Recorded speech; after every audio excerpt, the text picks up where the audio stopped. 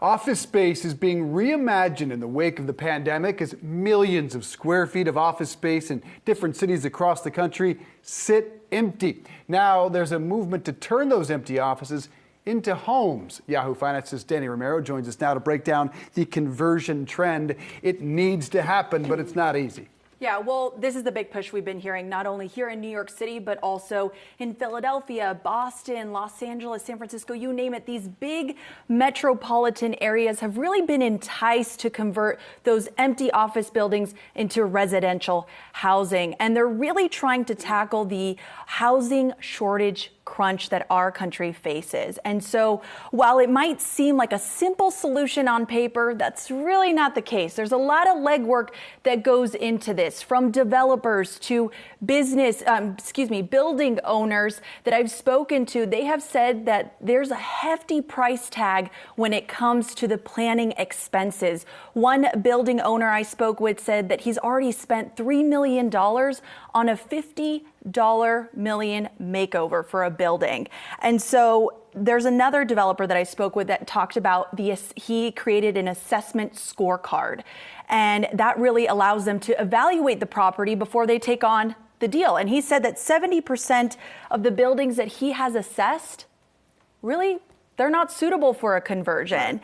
And so as a rule of thumb, from what I've heard within the industry, is that the cost of the office per square foot would have to really dip below $100 in order for these conversions to really pan out. But you also have to consider that a lot of these office conversions end up being for luxury residents, because you have to think about the investor has to gain his return on investment, right? And so most likely it'll turn into a luxury home.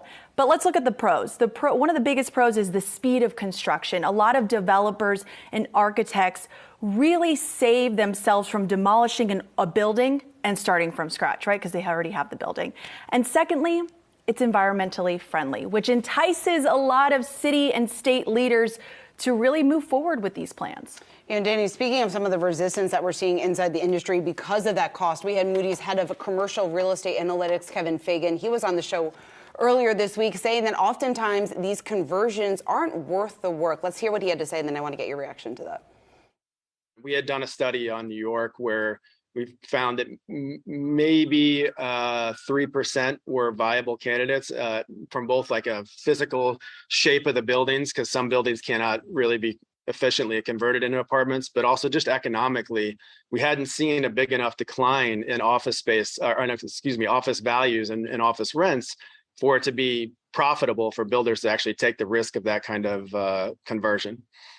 Dani, that pushback, very clear there. Are there any incentives or anything else that you think maybe could be offered to the industry down the line to help them maybe convert some of these office buildings? Well, New York City Mayor Eric Adams, he unveiled his plan just last month to really entice those incentives and turn those obsolete office buildings that we see here in New York City into residential housing. So he said that he's hoping to ease the zoning restrictions, offer tax credits, and also he plans to add about 20,000 residential home units within the next decade. Will that pan out? We'll have to wait and see. The state has to vote on the budget in April. But nationwide, Washington, D.C. actually leads the way with these residential conversions. But in California, the state there allocated $4 million for these incentive grants. So you're really seeing this big push. But again, I spoke with one developer. He said, though, that it's a double-edged sword. And the reason is because when a state or a city offers these incentives, some of these developers or investors overbid on a building that really has no value in the end. We just saw Castle Systems say for the first time we're at 50% return to office. DC's lagging way behind, though. They need this arguably more than anyone. Dani Romero, nice to see you. Yes. Thanks so much.